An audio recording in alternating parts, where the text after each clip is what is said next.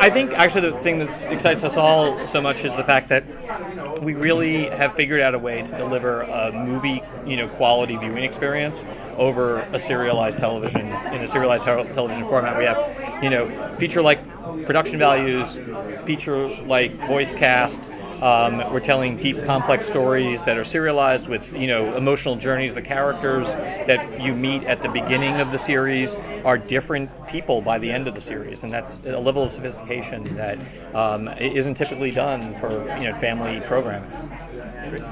Again, we started this developing as a feature at some point, and so we're carrying a lot of that into the TV show. The thing we found with the feature is that, again, Guillermo del Toro worlds are very expansive. The mythology is so deep that you start digging and everything you want to tell more. So we found that the TV show allows you to do that. And when we kind of started thinking of doing that as a TV show, that's when we with Guillermo we started talking about the shows we love. House of Cards, Game of Thrones, The Wire. We really went to even those and say look at how the characters are changing, how they're, how you follow this guy, and he's not the same guy, in the middle of it. Is there a specific draw for wanting to go with Netflix specifically? They are the ones that let us do this. Again, the thing is DreamWorks TV has a great relationship with Netflix, and again, when we talk to them and say this is a show that we've been thinking about, and they were over the moon for it.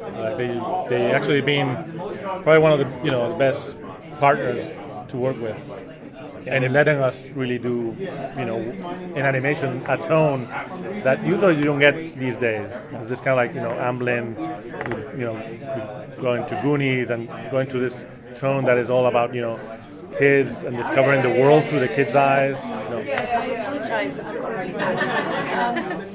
When you're thinking about it being on Netflix, does it change any of the way that you, in terms of production? Because obviously people are more likely to be watching it on a smaller screen than they may have done on a large television screen at home. Or is that something you just ignore when you're making a show like this? Yeah, I think I think we pretty much have ignored that because the show, you're going to want to watch it on a big screen. You're not going to want to watch it on your little phone. I encourage you guys to put the projector or the big screen, because we've done it to hold up on a screen of the feature film. Yeah, really. It's designed to make it feel like you're watching a movie. So you don't want to watch a movie on a little iPhone. Come on. So it's and Netflix, they've been incredible partners and so supportive and very enthusiastic about the show. It seems like the show's trying to find a good balance between being appealing to children and to adults. Is that tricky to pull off?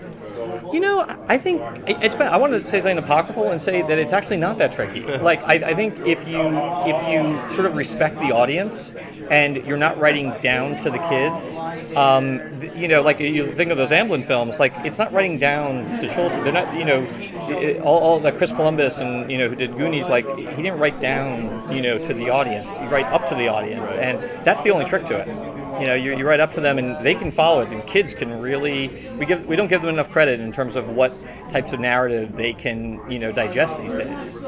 For me, I've spent almost 10 years at Pixar, so I'm very used to not, again, the philosophy was you just make these projects for you to enjoy and for you to actually want to see them.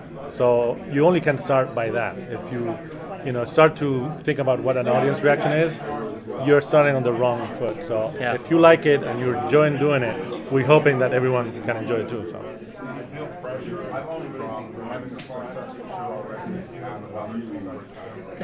I think you always feel pressure. You either feel pressure because your previous show was successful, or you feel pressure because your previous show was unsuccessful. Either way, you're feeling pressure. It's true. Anytime you put something out into the world, I think if you're not feeling pressure, your passion level probably isn't where it needs to be.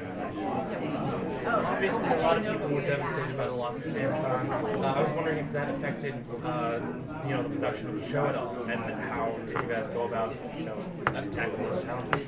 I mean, well, first of all, it certainly did, because I think, for a very long time, we were all just coming to grips with the news. It still, to this day, I don't think feels real to any of us. So there was a certain element of just, okay, at what point do we get back to work? And of course, there's the practical considerations in terms of the amount of work that was left over, that still needed to be done, and we're working on that. But I think the thing about Anton was he so affected all of us, and he's, as Guillermo says, he's the soul of this project, and his presence really does linger in every frame of all the episodes. And, even right up to the last episode, we found, I think, a nice way to just, continue to honor him and acknowledge his enormous contribution, to the show. And our show, Time. you're actually, you do a show, you start a show, and you start with all these expectations of what you want to do, and then something like this changes the point of view of what you're doing. And it becomes something that we talked about ourselves, and after the period of dwelling, is how can we celebrate him? How can we really help the audience really feel like what we were feeling working with him, and how generous with his time and his passion on it. So that's what we're trying to do now, is really celebrate his amazing stuff. So Fantastic.